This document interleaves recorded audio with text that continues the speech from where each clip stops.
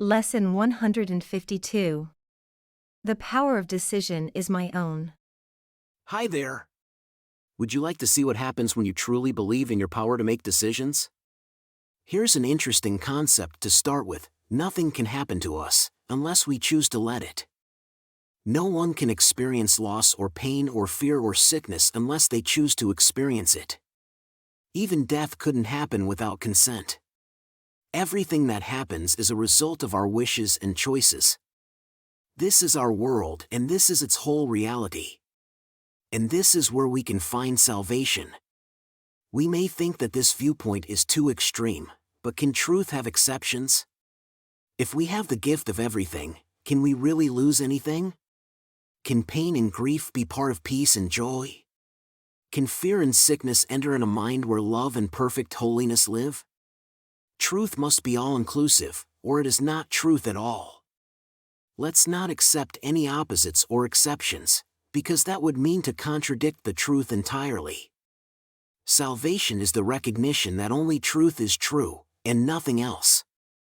We've heard this before, but we may not have accepted yet both parts of it. Truth can't have an opposite. We need to keep reminding ourselves of this. Only truth is true. And nothing else is true. Nothing but the truth is true, and what is false is false. This might seem a bit confusing, but not because it's difficult. It is indeed one of the simplest distinctions to perceive, but it's hidden behind numerous choices that don't seem to be entirely our own. And that's why the truth appears to have aspects that lack consistency. As we are as God created us, we remain unchangeable. Our fleeting states are by definition false. This includes all the changes in feelings, in the body and the mind, our awareness and responses. This all-inclusiveness is what separates the truth from the false. We often believe that thinking we made the world we see is arrogance.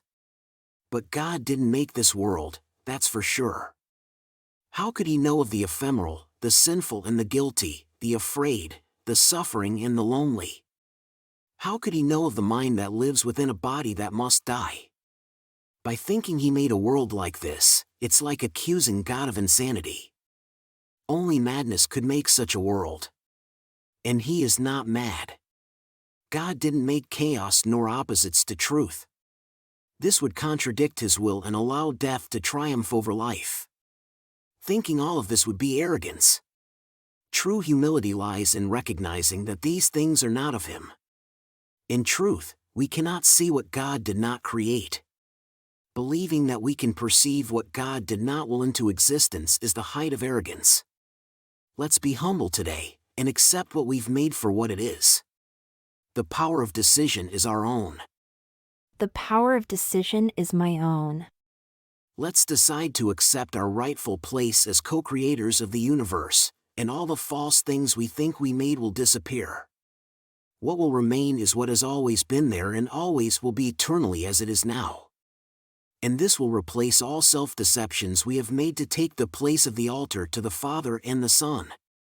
Today, we put away our false pride and practice true humility, recognizing that only the ego can be arrogant.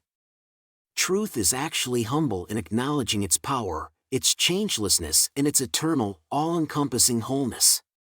God's perfect gift to His beloved Son. Today we put aside the arrogance that says we are sinners, guilty and afraid, ashamed of what we are. Today we lift our hearts in true humility to Him who created us pure, powerful, and loving, like Himself. The power of decision is our own. The power of decision is my own. And we accept who we are and recognize that we are the Son of God. Recognizing ourselves as the Son of God implies also that all self-concepts have been laid aside and acknowledged as false. Their arrogance has been perceived. And in humility, we accept the radiance of God's Son, His kindness, His perfect sinlessness, His Father's love, His right to heaven and release from hell. Let's gladly acknowledge now that lies are false, and only truth is true. As we wake up, let's spend 5 minutes contemplating the truth, and encourage our frightened minds with this. The power of decision is my own. This day I will accept myself as what my Father's will created me to be. Then we will wait in silence, relinquishing all self-deceptions, as we humbly ask ourself that He reveal Himself to us. And our true self, who never left, will return to our awareness, happy to restore their home to God, as it was meant to be. Throughout the day, let's patiently wait for our true self and let's invite Him every hour with the words we started the day with. The power of decision is my own. This day I will accept myself as what my Father's will created me to be. And let's end our day with the same words and the same invitation. God's voice will answer, for He speaks for us and for our Father. He will offer us God's peace instead of our frantic thoughts, God's truth instead of self-deceptions, and God's Son instead of our illusions about ourselves. What do you think of that? Isn't this one of the most empowering things you've ever heard on your journey so far? You're doing great. See you tomorrow for another powerful lesson. If you enjoyed the video and found it helpful, please don't forget to give it a like and leave a comment. Thanks. And don't forget to subscribe to the channel and hit the notification bell. There's a new lesson every day.